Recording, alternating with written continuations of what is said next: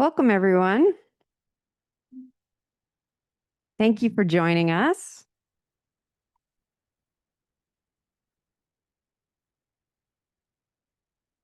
We've got a nice cozy house in person. We've got just about the same number of folks virtually, and we are so grateful that you all are here. We're just doing a last minute access swap behind the scenes, so we're starting a few minutes late. We apologize, and we appreciate that you're with us.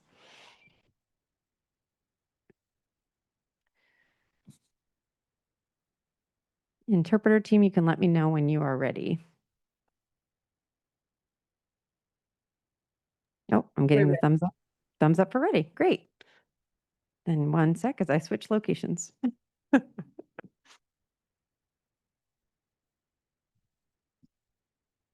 Okay, great. I was like, just also. Hi, everybody. My name is Emily Badix. I am co-director of the San Francisco Disability Cultural Center, and we are so grateful to be partnering with the San Francisco Arts Commission for this program today.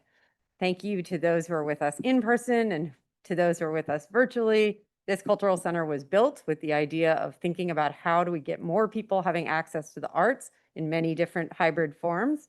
So love that this behind the scenes planning for art funding is also happening that way, and very grateful for this collaboration and partnership. I forgot to say I use she, her pronouns, and a quick audio description of myself. I'm standing at the front of the room. I'm wearing a matching mint green little jumpsuit and I have curly hair. So today's program, we have interpreters that'll be spotlit.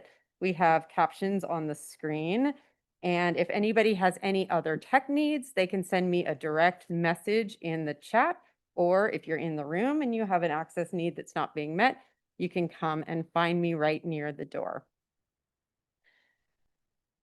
The San Francisco Disability Cultural Center is a virtual and in-person gathering space for disability communities and our people. We host events at this location at 165 Grove Street, and we host events online, and we host a lot of programs that are hybrid. And we've created this entire space to think about hybrid, something that folks asked for in 2018, just another nudge for how ahead of the game disability expertise is. You can also come in person during our open hours to hang out. If you're here or if you're online and you want to come in this afternoon, we're open today. And we also run a lot of events that are framed on the idea of disability culture being a transformative and powerful way to fight ableism and support disability community forming. So we host pop-ups every week that range from creative projects and book swaps to legal support and benefits counseling. So just a thank you to our interpreter team who's with us today. And I'm now going to pass it over to San Francisco Arts Commission staff. They're going to introduce themselves each time as they come up and present. So I won't say all of their names now, but we are really excited. This has been like months of planning just to make this collaboration possible. And we just feel really honored that the Arts Commission came to the Cultural Center to think about the collaboration, given that they have done such incredible work throughout San Francisco of supporting the cultural centers and the importance of disability being part of arts conversations. So with that, I will pass it over.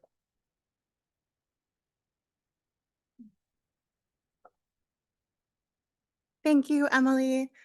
My name is Natalia. I am a program associate with the San Francisco Arts Commission.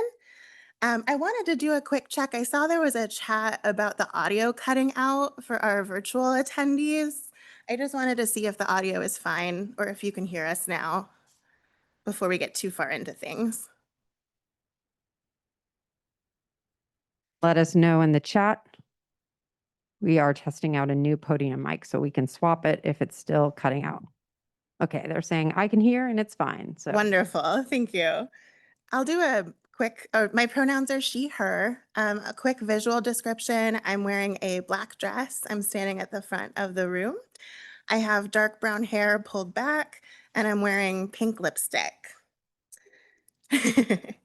All right, so little technical housekeeping for those that are joining us on Zoom and some in-person housekeeping really quickly. So the session is being recorded by the Disability Cultural Center's team.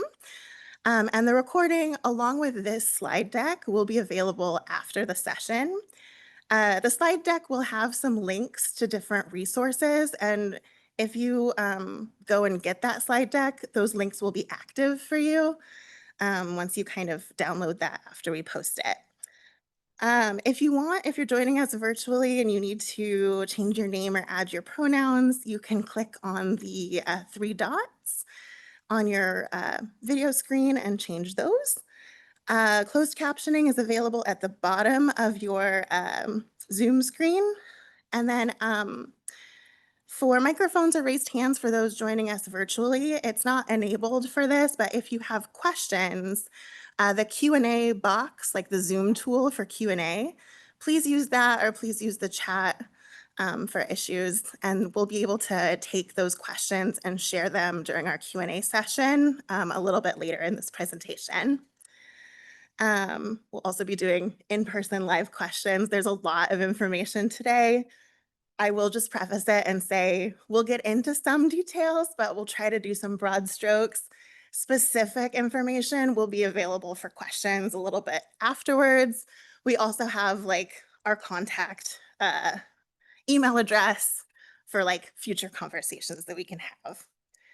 Let's see. Oh yeah, for those in person, we of course have the snacks and everything, take some afterwards as well. Afterward, we have a table with different flyers for our grant opportunities. And then we also have like hard copies of our guidelines and also some FAQs. So you can kind of flip through those today. We have a few copies. If you need one, you can take one today. Otherwise, the link on the flyer will give you the digital version that you can pull up and reference because it's pretty hefty. All right. I think that's it for me, and I'm going to introduce our director, Denise Pate.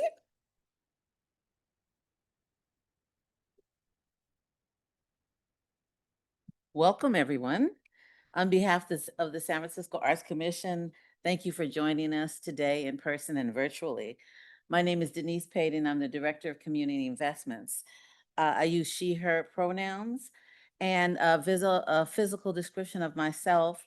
I'm an African-American woman, a middle-aged African-American woman with short curly hair and glasses with a burgundy sweater, black pants, and gold boots on. Yeah. Thank you for the shout out. All right. So we appreciate San Francisco Arts Commission's partnership with the San Francisco Disability Cultural Center on this program and everything Emily and her team have been doing to help to make this happen. We want to ensure that our opportunities, their grant opportunities and other resources are available to disability communities and everyone in San Francisco. So now I'm going to take a moment to read the land acknowledgement statement. It reads, the San Francisco Arts Commission acknowledges that we are on the unceded ancestral homeland of the Ramaytush Ohlone, who are original inhabitants of the San Francisco Peninsula. As Indigenous stewards of this land and in accordance with their traditions, the Ramaytush Ohlone have never ceded, lost, nor forgotten their responsibilities as caretakers of this place, as well as for all peoples who reside in their traditional territory. As guests, we recognize that we benefit from living and working on their traditional homeland. We wish to pay our respects by acknowledging the ancestors, elders, and relatives of the Ramaytush community and by affirming their sovereign rights as First Peoples. As a department dedicated to promoting a diverse and equitable arts and culture environment in San Francisco, we are committed to supporting the traditional and contemporary evolution of the American Indian community. For the agenda today, we're going to just do, I'm going to just do a brief overview of what we're going to see today, what you're going to see in here. We're going to provide an overview of the Arts Commission, our advanced policy, and then take some time to review eligibility and requirements for our grant programs. We'll review current grants for artists and arts organizations, and then we'll provide tips on how to apply and answer questions. So now I'm going to pass it to San Francisco Arts Commission Senior Program Officer, Jonelle Molina. Thank you.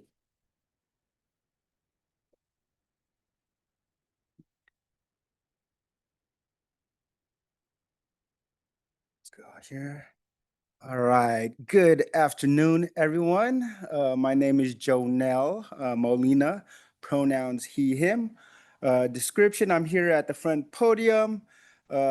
Visual description is I'm second generation Filipino American wearing black rim glasses. I have a beard with gray speckles on it. And I also have this black short sleeve t-shirt that has a print that says Arts for Everybody. All right. And so we're going to be talking about the SFAC overview, right? And so this slide is an overview of the SFAC and the Community Investments Program. And this information is also available on SFAC's website at sfartscommission.org, right? And so the San Francisco Arts Commission is the city agency that champions the arts as essential to daily life. The agency was founded in 1932 by city charter, and we invest in a vibrant arts community, enliven the urban environment, and shape innovative cultural policy. Our grants program is one of our core functions and helps us actualize our mission, right? The Community Investments Program supports San Francisco artists, arts organizations, and communities with an equity lens through our grants, technical assistance, and capacity building, economic development, arts education initiatives, and community-based cultural centers. So if you take a look at this slide, it also lists our other programs that we have at the SF Arts Commission, which includes public art, civic art collection, civic design review, right? Art vendor program, and our SFAC galleries. Right, these programs help us achieve our mission, and we're one of two primary agencies in the city that funds the arts along with grants for the arts. As part of the mayor's FY or fiscal year 2025-2026 budget, the city will bring together 3 city teams that serve the incredible arts and cultural institutions, film and media industry, and creative professionals of San Francisco. The Arts Commission, Grants for the Arts, and Film Commission will be working together to unite our work. Okay. This next slide is our racial equity statement. SFAC is the first agency in the city to approve a racial equity statement and also has a racial equity plan. This racial equity statement you see on the slide is a guiding principle for all the work that we do. So I'm going to read the racial equity statement on the slide, which states the San Francisco Arts Commission is committed to creating a city where all artists and cultural workers have the freedom, resources, and platform to share their stories, art and culture, and where race does not predetermine one's success in life. We also acknowledge that we occupy traditional and unceded Ohlone land. Fueled by these beliefs, we commit to addressing the systemic inequities within our agency, the city and county of San Francisco, and the broader arts and culture sector. This work requires that we focus on race as we confront inequities of the past, reveal inequities of the present, and develop effective strategies to move all of us towards an equitable future, right? And so the Community Investments Program is a national model in the philanthropic sector, and it's guided by this 1993 Cultural Equity Endowment legislation, which established our Cultural Equity Endowment Fund, which really shapes our grant-making strategy. The Arts Commission seeks to fund, once again, artists and organizations that foster artistic expression, deeply rooted in and reflective of historically marginalized communities, including, for example, those communities highlighted by the Cultural Equity Endowment legislation. Okay. This next slide says Cultural Equity Endowment Fund. So SFAC is committed to creating a city, once again, where all artists and cultural workers have the freedom, agency, and platform to share their stories, art, and culture. Right? SFAC's grant making upholds the goals of the cultural equity legislation by investing in small and mid-sized arts organizations and artists that foster artistic expression deeply rooted in and reflective of marginalized communities. All right, we're going to move on to this next slide that says SFAC grant cycle at the top.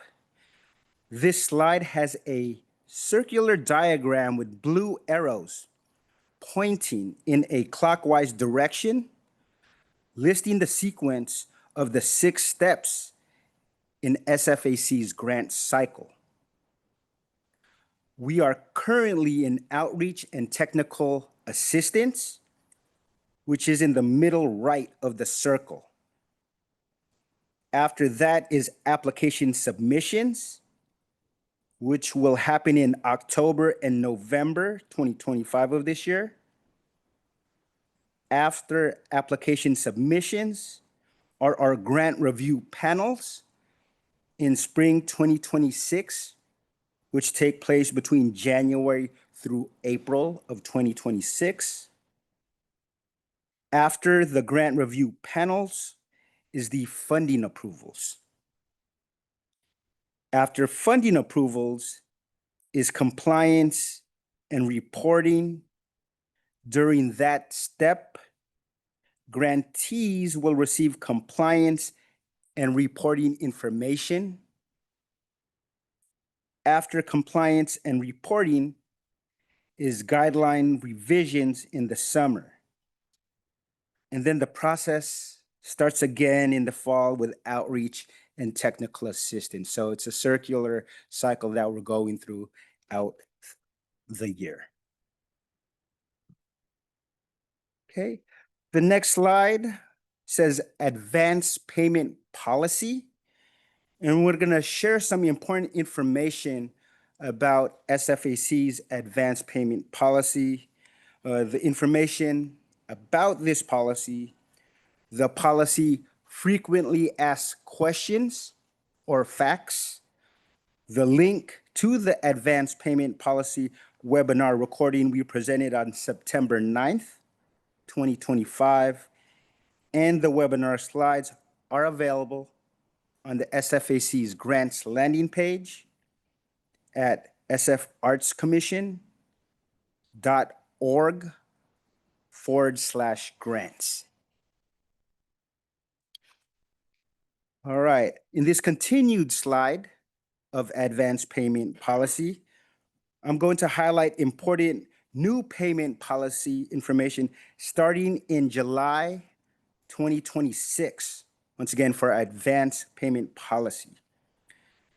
The changes to the Arts Commission's advance payment policy started with the passage of an ordinance by the Board of Supervisors that issued new policies to monitor nonprofit contractors. The new advance payment policy and quarterly reporting and reimbursement process is in the FY 25-26 guidelines. The new advance payment and reimbursement policy will apply to all grants made for fiscal year 26 through 27. So for all grants with a July 1st, 2026 or later start date. SFAC grantees with existing active grants will continue to be paid as outlined in the grant agreement in the appendix section titled Disbursement Schedule. There is more information about this in our guidelines.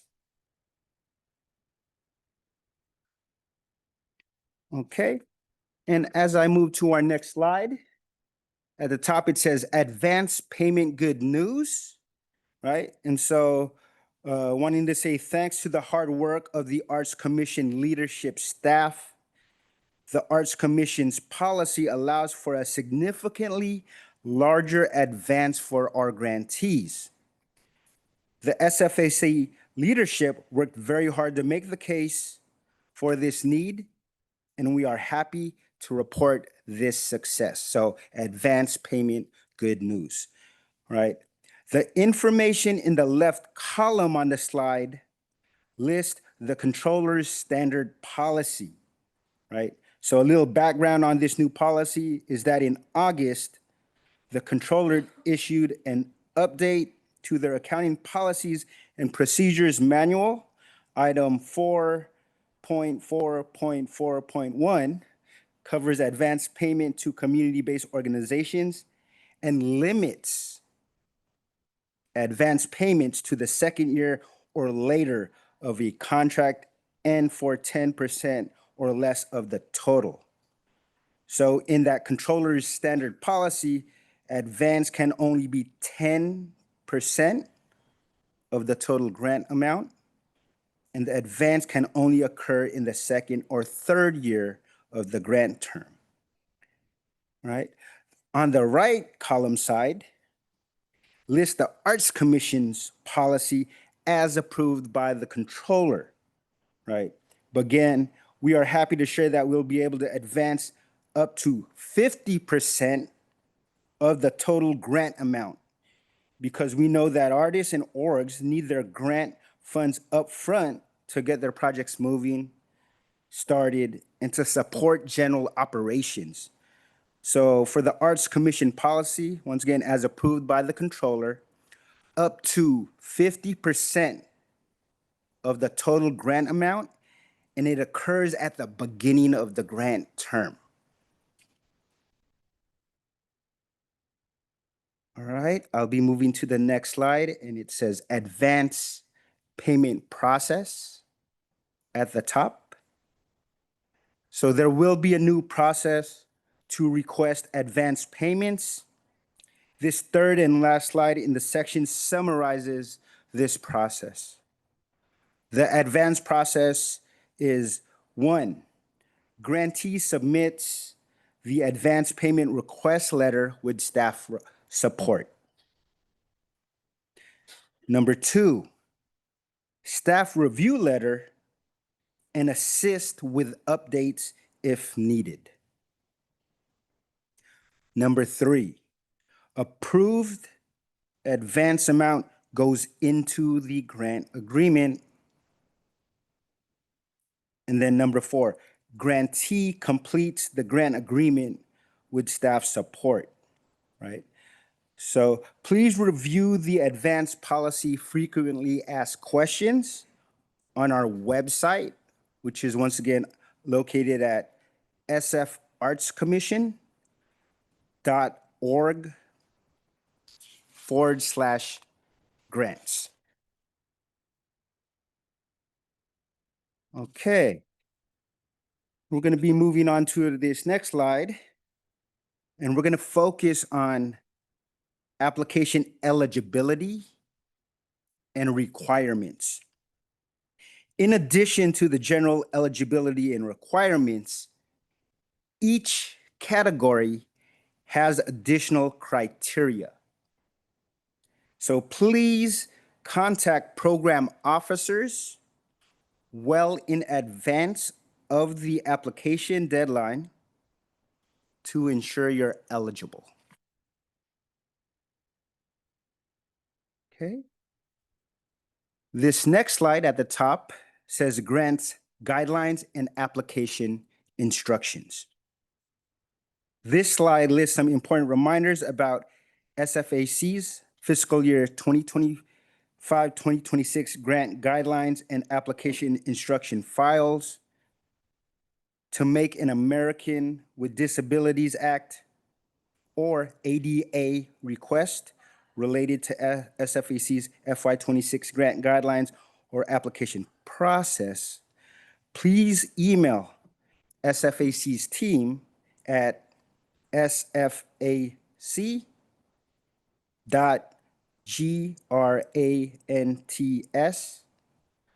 the @sfgov.org. So that will be sfac.grants@sfgov.org, and notify them at least 2 weeks before the application deadline to ensure enough time to appropriately accommodate your request. Starting in 2024, the SFAC significantly changed how our guidelines and instructions are designed. As always, the grant guidelines and instructions work in tandem with each other, so applicants should start with reading and reviewing the guidelines, and then utilize the instructions to help navigate the application process in the grants portal.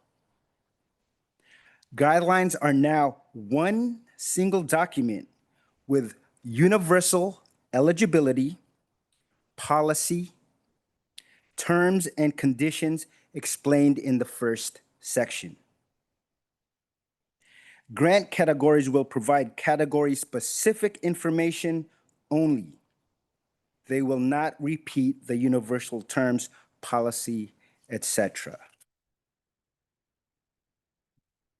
The website will link to the PDF, which also has hot links to help navigate the document. We have included a time to submit formal questions that will be posted at the end of the guidelines. The deadline to submit questions is by 5 p.m. Pacific Standard Time, Thursday, October 9th. Formal responses will be posted Friday, October 10th.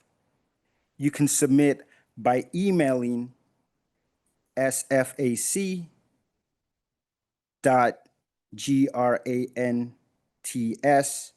the @sfgov.org. And once again, that's sfac.grants@sfgov.org, or in the webinar today. Smart Simple is the Arts Commission's online grant portal, and it's also called a grant management system, or GMS. We also have 2 sets of application instructions: an applicant instructions PDF for artist applicants, and an application instructions PDF for organization applications. The application instructions help you navigate Smart Simple and include generally applicable Smart Simple screenshots. There may be small differences depending on which grant application you're working on, but the instructions should still be able to help you navigate throughout. All Smart Simple applications are organized in the same way. PDF with hot links to help navigate. All right, as I move on to the next slide, at the top, it says eligibility, right? Please note that these slides are not one-to-one with what's in the guidelines. The information has been edited for this format. The guidelines are still the source of truth with the most detailed information about this process. So today we're going to focus on eligibility for San Francisco-based artists and fiscal sponsors. Since we assume that the individual artist information may be of most interest to you. If you're interested in learning more about eligibility and grant opportunities for San Francisco-based arts organizations, you can connect with SFAC Program Officer Jennifer Chu. If you're in person, Jennifer, raise your hand. They're in the back, right? I'm gonna say it's like a green t-shirt, short sleeve, right? But those of you looking to contact Jennifer Chu via email, their email is JENNIFER.CHU,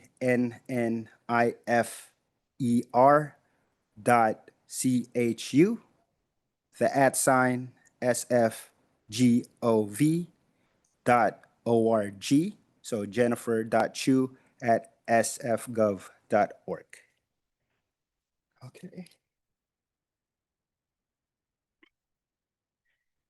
All right. Did it log out? Right, got to get back to it. Okay, let's.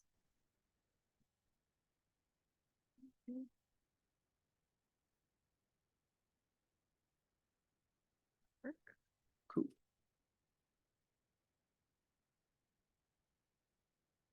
All right. Is it your turn? No. One moment, technical updates we're going through.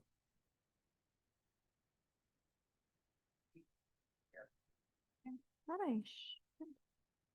It says you are. It's weird. Really strange. History. Zoom. Oh, let me.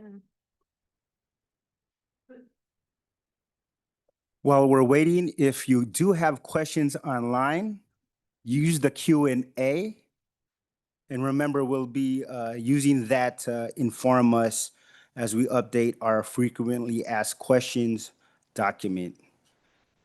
If you are in person, think of questions you may have if you want to connect with Jennifer, myself, or Natalia in person. All right, thank you. Thank you for being patient and getting us through this. So you can't apply in any category with a current open grant. This means grantees with current open arts impact endowment grants are not eligible to apply for that category. So once again, if you have a current arts impact endowment grant, you cannot apply for that current category. All applicants must be based or live in San Francisco. This includes artists, nonprofit organizations, fiscally sponsored artists and organizations, and fiscally sponsored organizations. Unhoused or housing insecure artists, please email sfac.grants, the @sfgov.org.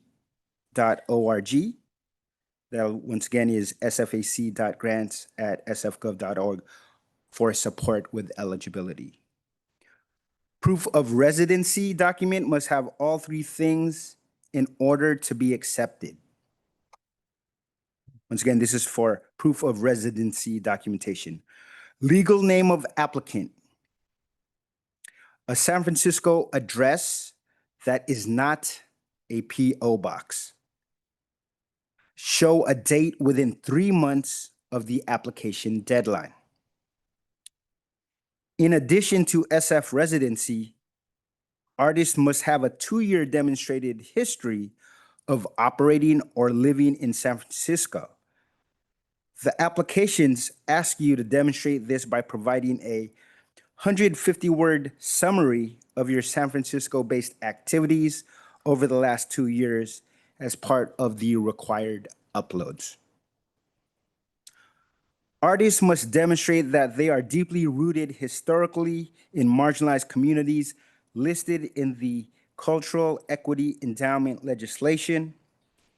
All grants are reviewed through a racial equity lens. Project activities must take place during the grant term and cannot begin before the grant start date on July 1st, 2026. Grant terms vary and can be found in the category-specific sections. Meeting the requirements to receive payments means registering with the city's supplier system and becoming compliant with Business Tax N12B.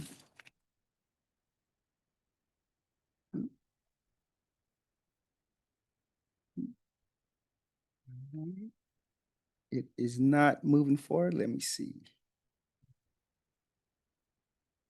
There it is. All right, eligibility. Next slide is eligibility for artists. All right, I'm going to read off what art applicants must not, right? On the slide, I'll also read the must, right? So first off, art applicants must not be a full-time student. They must not be a city employee, right? The Arts Commission works in tandem with the Department of Human Resources to review artist applicants for employment conflicts. Per city accounting rules, applicants recommended for funding who accept employment with the city and county of San Francisco will have their grant terminated and will not be paid any additional funds and may also have to return accepted funds. Artist applicants must not apply on behalf of an organization, right? I will read a couple of the applicants must, right? You must be at least 18 years old, right? Have a fiscal sponsor if you're working with minors, right, under 18 years old, if you're working with seniors over 65 years old, or if you're working with people with disabilities, right, including the applicant's family members, right, or if you're a former employee of the city and county, including the San Francisco Unified School District and San Francisco City College, you must have a fiscal sponsor as an artist. Artist applicants may be sole proprietors or single member LLCs with a budget cap of $500,000.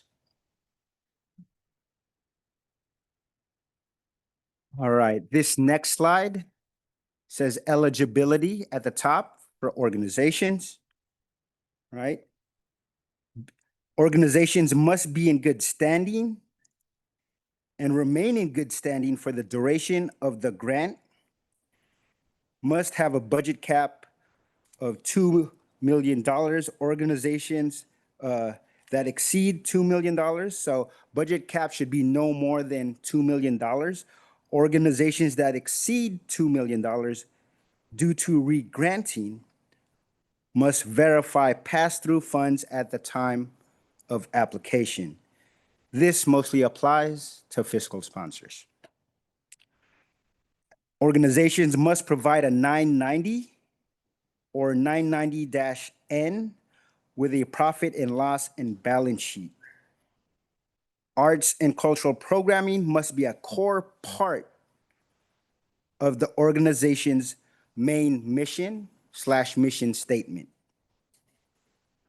Organization applicants must not be a 501c3 private foundation, filing a 990 PF, or be a for-profit entity.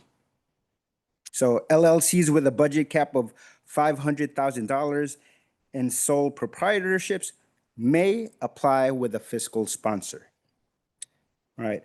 Organization applications must not be a part of another city agency or department. This includes cultural centers. And organization applicants must not be a community benefit district. All right, on this next slide, thanks for hanging with me. At the top, it says when to use a fiscal sponsor, right? And so I'll highlight two items here on the second bullet point, right? A fiscal sponsor can provide critical fiscal support for grant funds and or required insurance. This may be a consideration for you as you're considering SFAC's grant opportunities, given our advance payment policy and how this will impact budgeting of your proposed project and how you will pay for those activities. If your SFAC application is recommended for funding, one of the benefits of working with a fiscal sponsor is that they provide the funds you will need to cover your initial project expenses and can help you determine a grant reimbursement request schedule that factors in any income-connected benefits you may be receiving.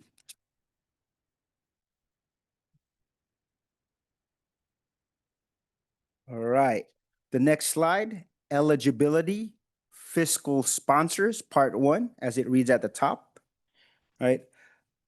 Fiscal sponsors must be in good standing with the following entities, and if funded, remain in good standing during the entire grant term. And so fiscal sponsors must be in good standing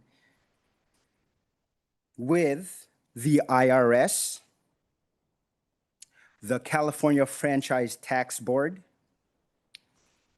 the California Attorney General's Registration of Charitable Trust, the California Secretary of State, and organizations that receive grants must remain in good standing, once again, during the term of the grant agreement, right? If the applicant working with a fiscal sponsor is a 501c3, the compliance requirements apply to both the organization and the fiscal sponsor. All right, on the next slide, at the top says eligibility, fiscal sponsors, part 2. All right, at the time of application, an MOU, Memorandum of Understanding, MOU, must be provided that outlines the following. Number 1, define which model of fiscal sponsorship is used. Number 2, description of the exact nature of the services to be provided by this fiscal sponsor. Number 3, the manner in which funds will be dispersed from the grant to the fiscally sponsored project/entity. Number 4, an outline of the reporting requirements for the fiscally sponsored project entity. Number 5, the fiscal sponsorship fee.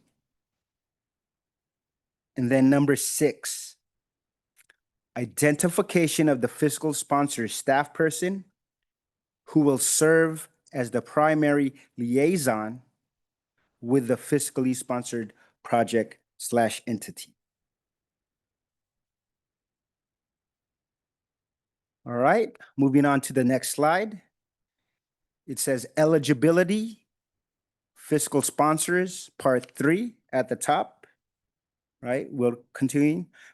Fiscal sponsors, making sure that they maintain adequate fiscal staff and systems support the sponsored program, provide profit and loss statement and balance sheet for sponsored project, hold operating reserves sufficient to support the sponsored program, work with the subgrantee to complete and submit financial documentation of the disbursement of funds with the quarterly and final reports, pay all funds to the subgrantee in advance of the final disbursement of the grant, and fiscally sponsored projects may include LLCs with a $500,000 budget cap and sole proprietorships. right? As I move on to the next slide, at the top it says eligibility, fiscal sponsors, part 4.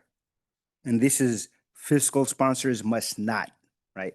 So fiscal sponsors must not be fiscally sponsored themselves, be engaged retroactively, changed, removed, or added after a grant application is submitted or approved for funding. Sponsor a for-profit entity or project. Act as a fiscal sponsor for employees, artists, or board members contracted by that organization. A third-party fiscal sponsor is required.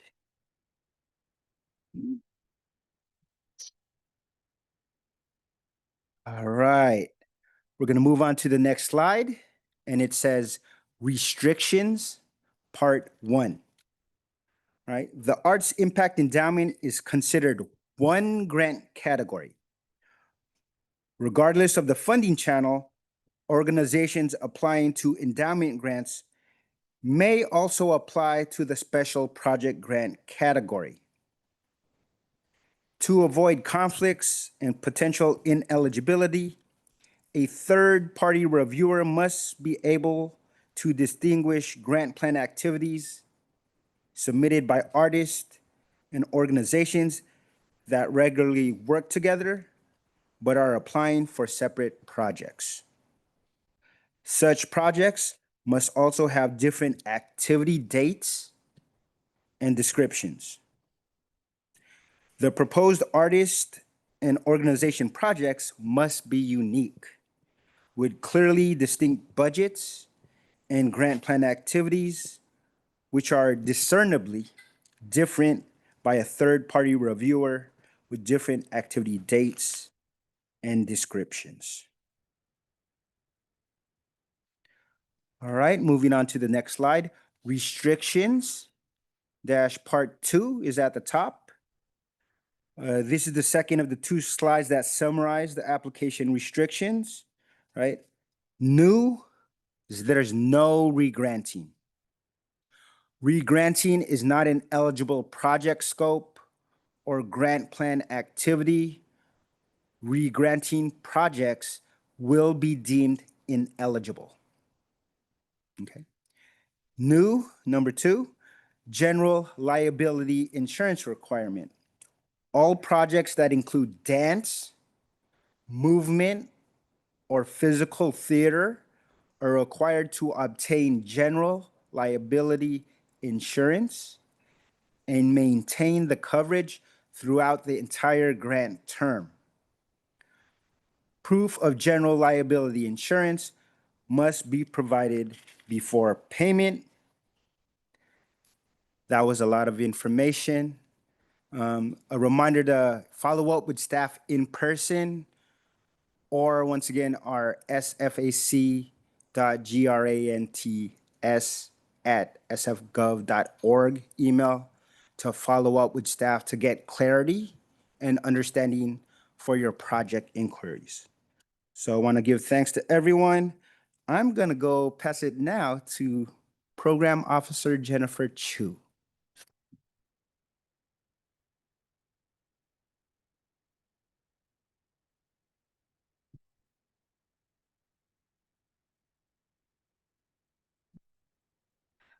Thanks, Janelle, and thanks everybody for joining us today. So my name is Jennifer Chu. I am a program officer with the San Francisco Arts Commission's Community Investments team. My pronouns are she, her, and my physical description is that I am a Chinese American woman in my early 40s with shoulder-length black hair that is pulled back. I'm wearing a short sleeve green top with white polka dots and navy slacks. And I will start by saying that we realize that this is a lot of content. The slides are fully accessible and will be available on SFAC's grant information sessions webpage that is linked to our grants landing page. sfartscommission.org/grants. When you go to that page, on the left side of the webpage is a links menu that has the grant info sessions page listed. So some of this content you might have to access and check after today's presentation, because we know it's a lot. And you can also, as mentioned by Jonelle and other staff, you can email our team at sfac.grants@sfgov.org for more information. All right, so this slide, I'm gonna go to it. It lists eligible expenses. So eligible SFAC grant-supported expenses include artistic and artistic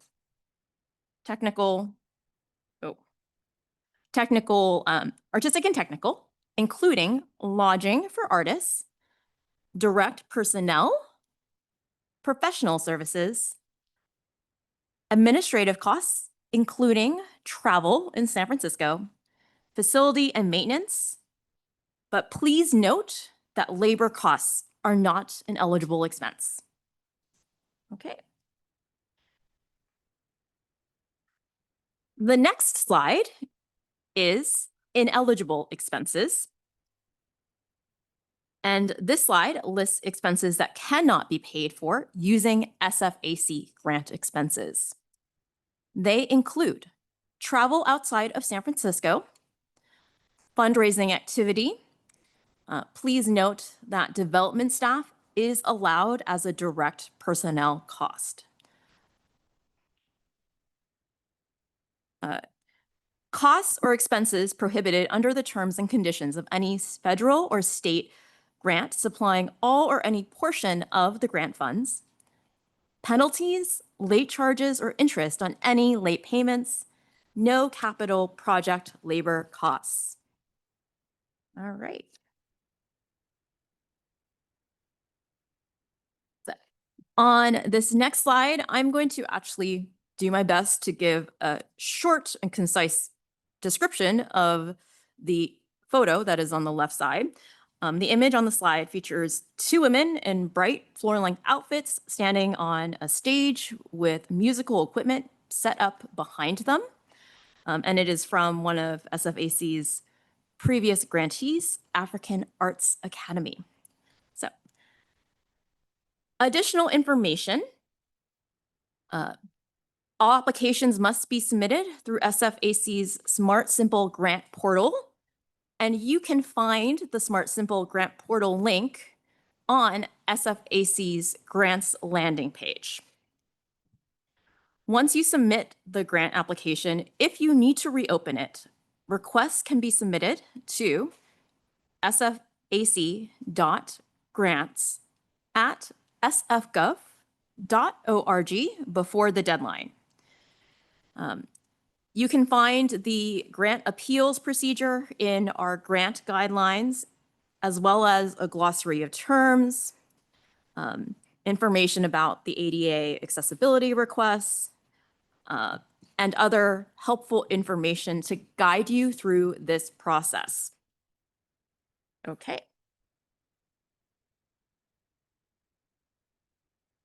The next slide is about compliance and insurance. Now, there is a lot of information connected with compliance and insurance, and we won't have time to go over all of the nuts and bolts of that. I will do my best to summarize and highlight the most important items, but if you have questions, please email SFAC's team.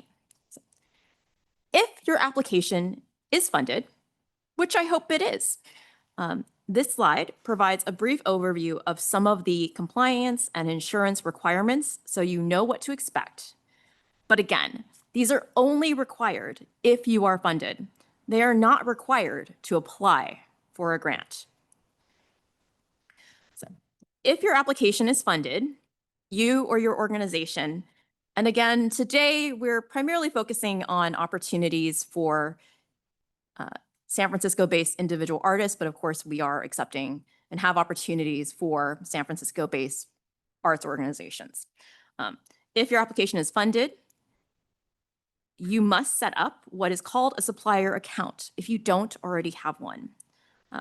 This is important because this is how we pay grantees the grant funds. The supplier account is managed by SFAC, is not managed by SFAC. It is managed by a separate department called SF City Partner, who can help you set up and maintain the account. So I am not going to go over everything else connected with the supplier account, but this is important if you as an individual artist or if you work for an arts organization are funded. Okay, and I want to note that grant agreements are legal contracts that require a grantee to comply with city, state, and federal laws. And insurance requirements are part of every grant. So all grantees must have or purchase general liability insurance or special event insurance.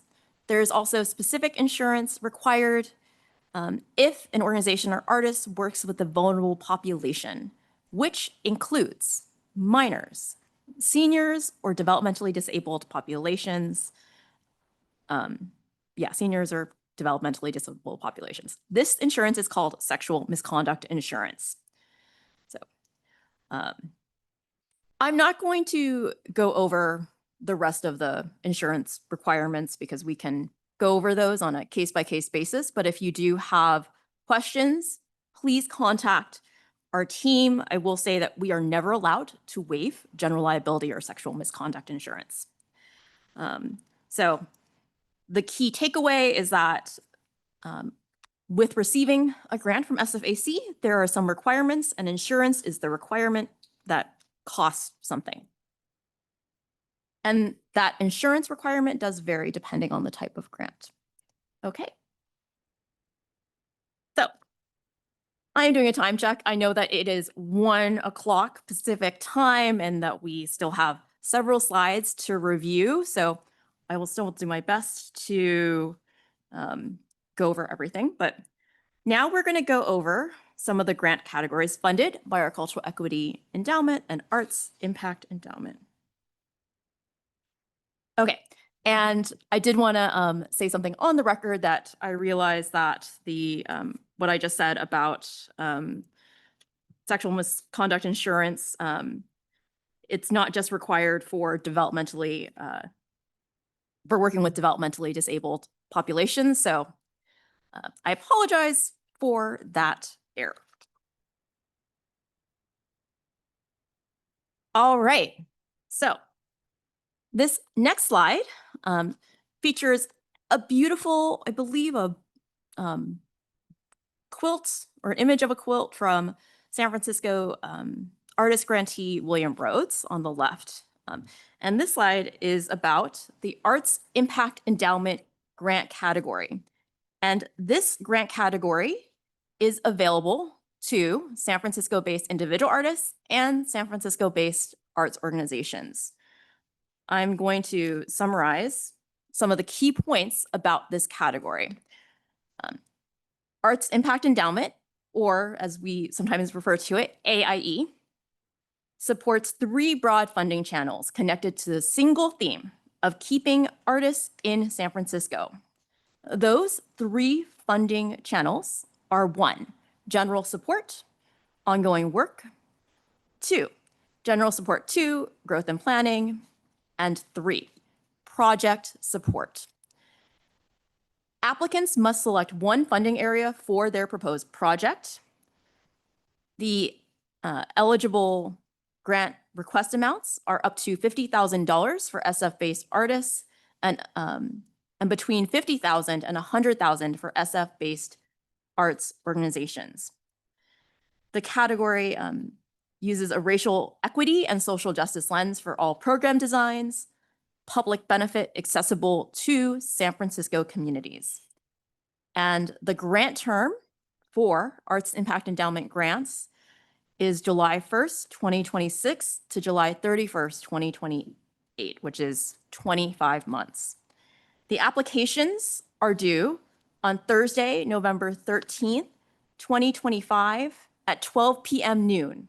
Please make note, it's 12 p.m. noon, not midnight.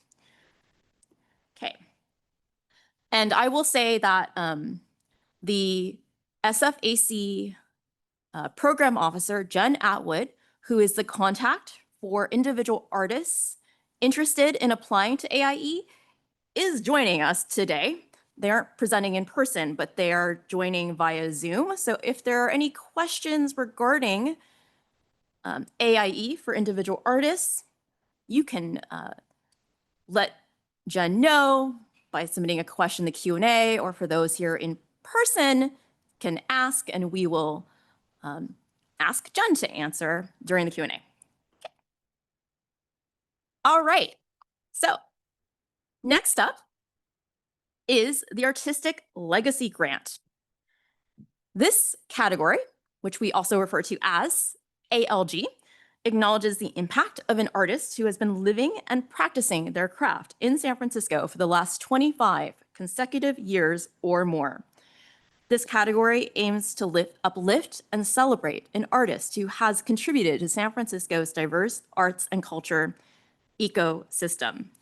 And I want to point out that the image of this on the slide of a single individual wearing a short sleeve white top and holding a berimbau instrument is of 2025 Artistic Legacy Grant recipient, Mesra Sagaha. So ALG, Artistic Legacy Grant, is an individual artist category. Applicants do not need to be associated with an arts organization to be eligible. Artist applicants need to decide if they are applying to this category or the Arts Impact Endowment Grant category, as they cannot apply to both. So please make sure, please note that. I'm not going to go over what eligible funds can be, or expenses can be paid for using the ALG funds, because that is in the guidelines. But I will say that the grant award is up to $100,000 to one individual artist. The grant window is July 1st, 2026 to July 31st, 2028, 25 months. And applications are due Wednesday, October 22nd, 2025 at 12 p.m. noon, not midnight. Current ALG grantees and previous ALG grant recipients are not eligible. And I, Jennifer Chu, am the contact for this category. So if you are an SF-based individual artist who meets the eligibility criteria and have questions, you can please let me know. You can contact me. Okay. And now, thank you all so much for bearing with me for that information. Now I'm going to pass it back to SFAC's wonderful program associate, Natalia Perez. Thank you.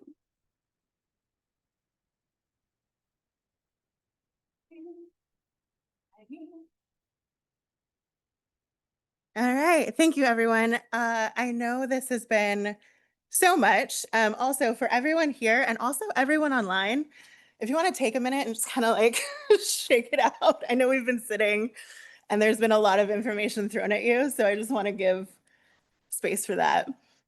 All right. So another thing I kind of just wanted to relay and reiterate. A lot of this information is incredibly detailed because it is a detailed process once the funding could, like if you're potentially funded. But we don't want this to discourage you from applying. The mountain of work is big and you have resources in staff, and like, just because it's potentially difficult or there's a lot of like specifics, please don't let that detract you from potentially considering getting applications together and potentially getting funded. Like, there are resources, there's help to be able to support you along the way. And there's support if your project gets funded. So I just wanted to like lay that context in the midst of, you know, restrictions and eligibility and uh, a lot of like legalese or specific things that are very necessary, but also like we are here to help things be, to help artists get funded. That's the point. That's what we're here for. So get applications in too. Okay, so the actual process of applying, this main page on our site that we have iterated, it's our grants landing page. This will be your BFF. This will be your home base reference. It has links and PDFs for our grant guidelines. It has application instructions documents that basically walks you through the actual application with some screenshots, helpful like tips and tricks and different things to kind of break down what each part of the application is looking for, like what you fill in. There's also a link to the actual grants portal. And then there's links to the technical assistance recordings. Right now, since we just launched, there's a list of all of the different webinars we're hosting and the in-person events that we're doing. And then once those are recorded and once the slides are ready, those will get posted there so that you can reference it in preparing your application.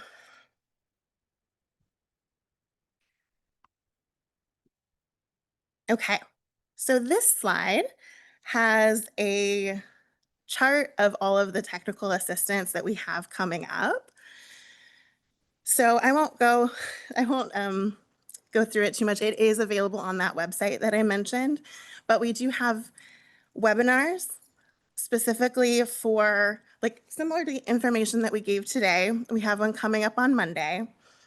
And that's online through Zoom. We have a couple more in-person events similar to this one and also for like questions, that kind of thing. We have a webinar that's specifically for required documents like your work samples or specific documentation that are part of the application. And then we'll have a Q&A, like a questions and answers so that we can go through some of the frequently asked questions and then the attendees can bring the questions that they have after going through the guidelines, after starting their applications, different things that have come up. And then we do have a recording of all of the fiscal sponsor information if anybody is thinking about working with a fiscal sponsor or knows somebody who might need that information. Okay.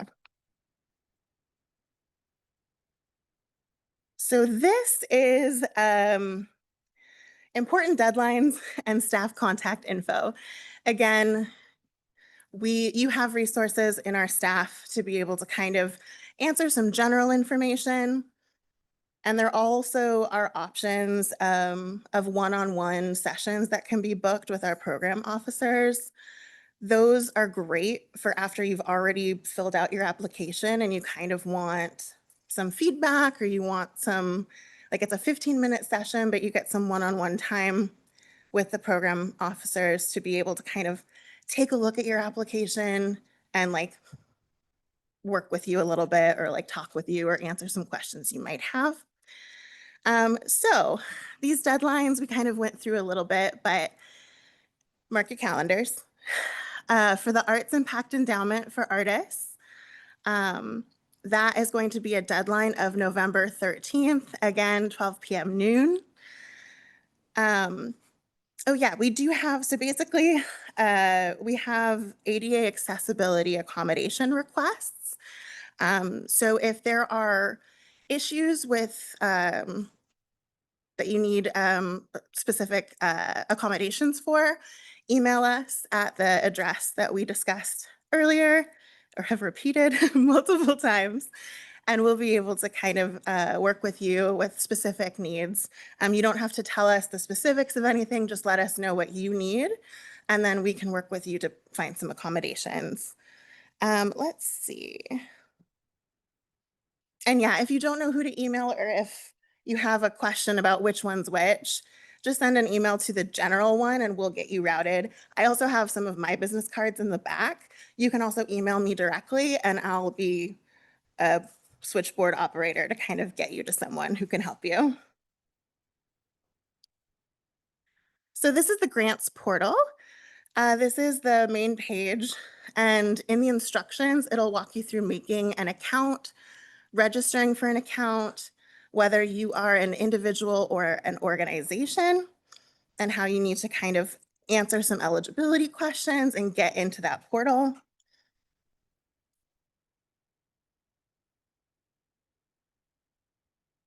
And then some tips. So the guidelines are a big document. You can already kind of tell from what we've talked about today, there's a lot of dry jargon to go through, but please, read through that or work with somebody to be able to kind of go through that information. And pay attention specifically for the sections about scoring criteria. For each section that will get scored in your application, there's extensive information about what that question is looking for and how much it's going to impact your overall score for your application. There's a checklist on the instructions that will help you gather your required documents, including proof of residency, including your work samples, what constitutes a work sample, if it's actually an in-progress project or if it's like a project plan, or there can be a bunch of different things that could help us understand the scope of what you're proposing in your application. And then you'll also need to submit a budget. We have a template in the guidelines to kind of help you. So you'll need to research some costs. You'll need to take a look at like how much you're going to pay yourself and factor that into your budget as well. And then the one-on-one I mentioned, once you have all of that information and you've like understood the guidelines and the application itself, being able to then take that to a program officer for a session and just be like, does this make sense? Am I on the right track? Does this match a funding category? Am I in the right realm of things? And then trust your friends, have somebody else read through it for you. Can read your application before you submit it. An extra pair of eyes always helps. One thing as well, make a note of the deadlines. I know a lot of artists, including myself, will wait till the last minute. Give yourself some cushion time before those deadlines, just in case, as best as you can. Earlier is always better. And then we want to know your story. So in the application, we want to hear your voice. We want to know why it's important to you and like your enthusiasm, what you're compelled to create, why you do what you do. Pay attention to being consistent with your messaging, consistent with your goals of your project for the application. And then, I don't know, be confident about showing us who you are. One thing that has been helpful is like, try not to think about writing what you think someone wants to hear or what you think the panelists want to know. Like, dig down into what is important to you and tell us that, because that's why you're an artist and we want to know. Yeah, and then consider like workshopping or working together. Have an accountability buddy. So somebody who can help you, or you can like just co-work together, working on your own separate applications or just separate things can always be helpful. Okay, that's a lot from me. I'm going to take a microphone and I'm going to come around the room here if we have some questions. Ooh, questions or is this, okay. So who's going to come up front for this one? Jonelle and Jen? Okay, great. You'll So I'll have Jonelle and Jen come up front to be able to answer the questions, and then I'll be the roaming microphone to be able to get feedback. Thank you. Hi, so I've applied twice to SFAC and both times had fairly negative ableist experiences. I have a question about the training of your panelists. I was told that what I, as an autistic person, thought was a very genuine and straightforward answer to a question was, quote, dismissive of the need for the question in the application. I was told that during my panel review. And it seemed as though your panelists had like no idea about differences in autistic communication. And despite the fact that the project itself was scored very high, they said it was like very unusual and innovative. I applied with a fiscal sponsor, I had a professional grant writer. I was still scored very low based on that one response to the question. So I very much disagree with you about like, don't write what you think people want to hear. Like you definitely have to do that in order to get past the panel. So I'm just curious, like what training your panel receives at all. Hi, my name is Destiny Muhammad. I'm currently one of the several cohort cultural ambassadors for the San Francisco Arts Commission this time around. I'm very excited about it. I also am a previous panelist. I'd invite you to become a panelist so that you can be a part of what the process is. And then if you're saying that perhaps you felt that there might be, and please forgive me if I'm putting words in your mouth, someone you dismissed you based on your autism, you need to sit on that panel for 2 days for about almost 6 hours and look at the myriad of beautiful grants that come through and how much money is actually available to give to an artist. I invite you, there's a panelist application right over here. There's some information and I invite you to sit on that panel so that you can, they do receive a lot of training. Yeah. Oh, I'll join in. So we go through a process where, we recruit our panelists year round. We finalize them as we get into, right now, say it's fall right now, September, we'll be definitely finalizing our panelists by sometime in November, right? End of November to early December. They go through an orientation, right? They go through coaching sessions, pretty much weekly, which has all these different rubrics and metrics, right? Leading up to their grant review panel. So they'll usually have the training and they have to review their applications that are assigned to them for their grant category. It's a good 4 to 6 weeks before the grant review panel. And there's usually 5 panelists per grant review panel. And then, we go through the recording sessions. One of the things that I'll encourage all applicants after the grant review panels and you see your scores, you can follow up with the SFAC staff or officer and request for a panelist document, and they could go with you over each criteria section so you could see the score and receive the feedback and a copy of the recording with that. And then one of the things, it's an imperfect process. We do our surveys. And as much as folks don't like taking surveys as much, it's very time consuming. Surveys inform us with data of what applicants and panelists as well see from their end. And so we get all that feedback, and that's a point of emphasis this cycle in our panels is we are updating our coaching process for the panelists to be more in-depth, be more open and critical in their process so it's more streamlined and consistent across our grant categories and panels. I'll pause here. I'll let Jennifer add in, if anything.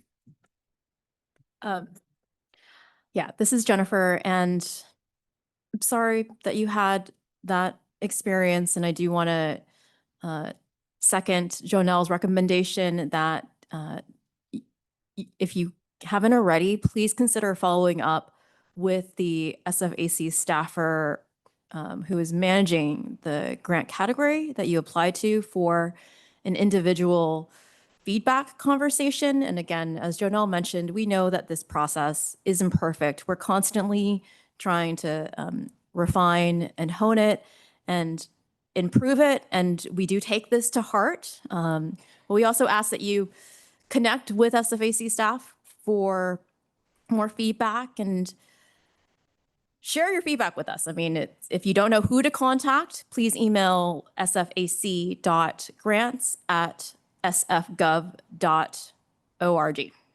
Okay, thank you for that great feedback. I also just wanted to say thank you for correcting me about our intention of wanting to hear from people and their personal experience, and then your actual experience of how it felt and how it went. Thank you for telling me that didn't match with what you experienced. And I even used a professional grant writer for help. Like, you guys definitely want us all to speak a very specific way. Thank you. All right, another question? Yeah, and I will also say that I know I want to acknowledge SFAC Program Officer Jen Atwood, who has been answering questions submitted via the Zoom Q&A function. So thank you, Jen, because we won't have time to answer all questions, but please contact SFAC staff following today and we will get back to you. Okay? Yes, Natalia? Hello. Thank you for reaching out. But I'm just a little confused because this is probably a misunderstanding. I come in and try to grab some paper, and I was told that this is for other people. You have leftover, you'll get one. So but anyway, want to know, I read online,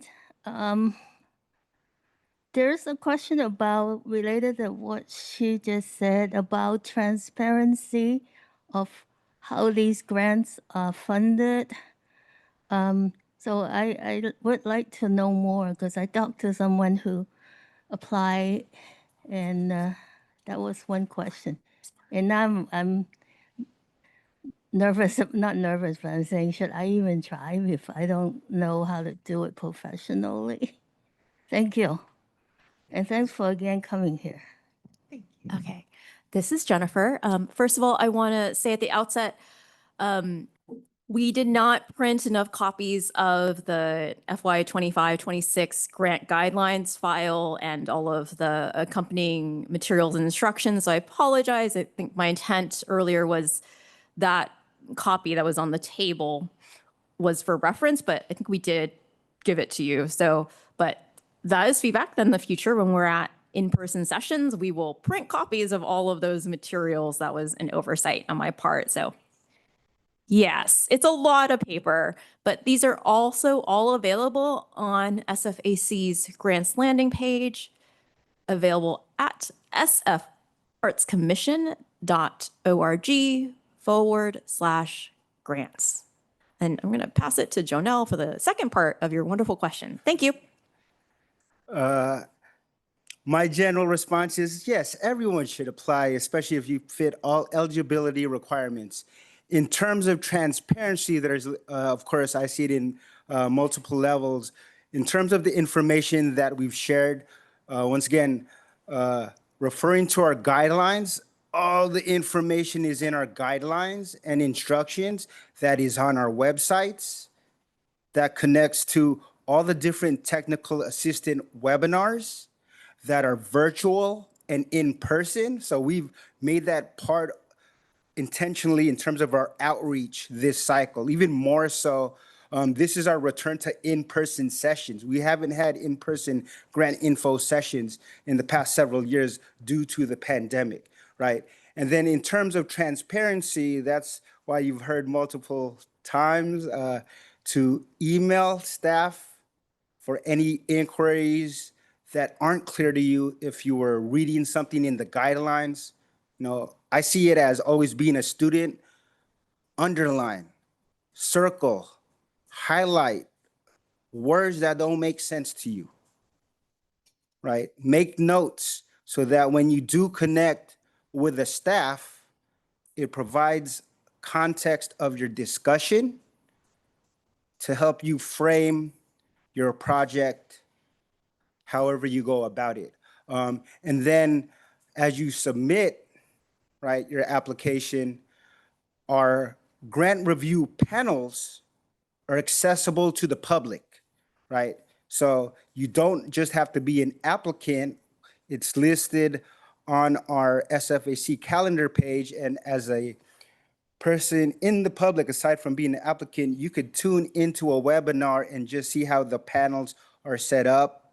And they're kind of going through a discussion as being part of the public. You can't make any comments, but you get to see the process as they go through each section.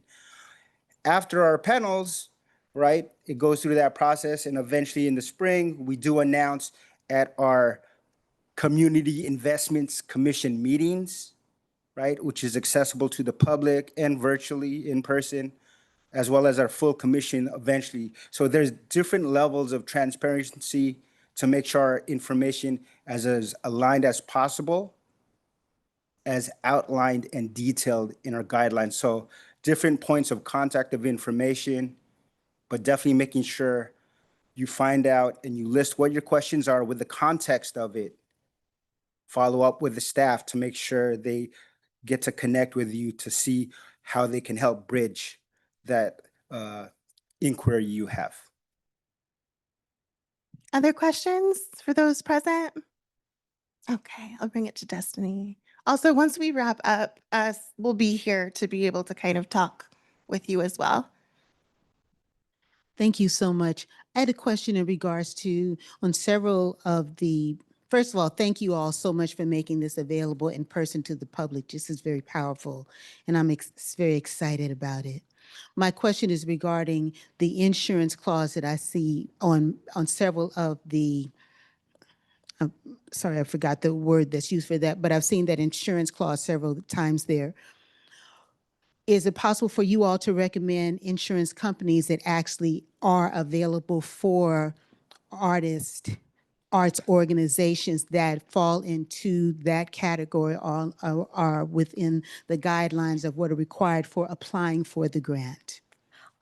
This is Jennifer. Thank you. And I want to also, I don't remember if we already did, but want to shout out Destiny, who just asked that great question. Destiny Mohammed is an amazing artist, award-winning artist, who is also one of SFAC's 2026 Grants Outreach Cultural Ambassadors. So if you have questions about, just connect with Destiny, but do want to thank Destiny for attending today. I believe, and if I am wrong, I will be corrected by fellow staff, but I don't think that SFAC can technically recommend any insurance providers or companies for artists or for grantees, both artists and organizations to work with. There are resources available. One idea you could try is asking fellow artists or arts organizations the insurance providers they use. If you're working with the fiscal sponsor, I believe the fiscal sponsor would get that insurance. But if there are any questions about insurance requirements, if you are funded, we also have a wonderful senior compliance officer, Molly Behrens, who oversees all insurance and compliance questions and everything compliance related, who can answer those questions and clarify anything. But Jonelle, anything I missed? Yeah, no, just confirm, yeah, we don't recommend it. Sorry, just to pop in here, I got a message from our team that's watching virtually. They said that we can provide a list of insurance resources. It might be limited. There might be some limited involvement we can kind of technically do, but it looks like we can start with that resource. Yeah. Can you explain why disabled artists working with our own community are required to use a fiscal sponsor and pay the fiscal sponsorship fee, which reduces the grant by 10 to 12% for disabled community members, but non-disabled people are not required to do that? I don't understand the decision-making there. So like I'm a disabled artist. If I want to work with my own community, I am required to use a fiscal sponsor. Using a fiscal sponsor reduces the grant amount for the artist by 10 to 12% to pay the fiscal sponsorship fee. Okay. And then, but if you're not a disabled artist and you don't want to, and you want to work with your own community, then you don't have to do that. I'm just confused why that is. Sure. Some of this is working with the city of San Francisco, that under the city of San Francisco's compliance definition, disabled communities are considered vulnerable populations. Just like children and senior citizens, they're all lumped together as vulnerable populations, and therefore you have to get sexual molestation and abuse insurance. It's just part of the working with the city of San Francisco. So when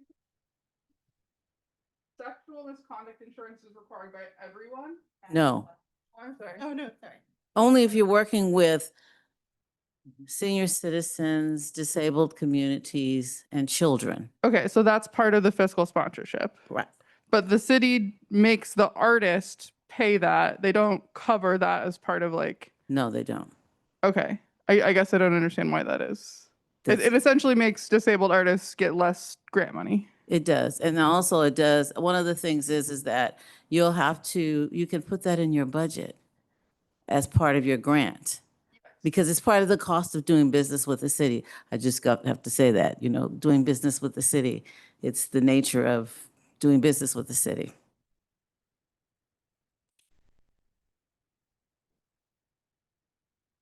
Hello, thank you. I just had another insurance question.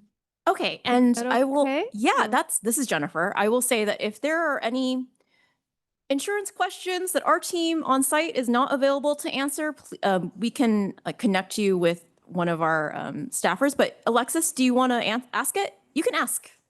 Okay, yeah, let's do it. We'll take Yeah. it offline. Yeah. Okay. Thank you. I also do want to say, in the interest of time, I know it is 5 past 1:35 Pacific time. So I do want to be respectful to everybody joining online. I know there's a lot of questions, but in person and the Disability Cultural Center. So maybe we can answer one more question, and then our team is here. We'll be cleaning up, but also available to answer questions afterward. Okay. One last from anyone? All right, Emily, would you like to wrap it up? One sec. Sorry. Like, what's easier?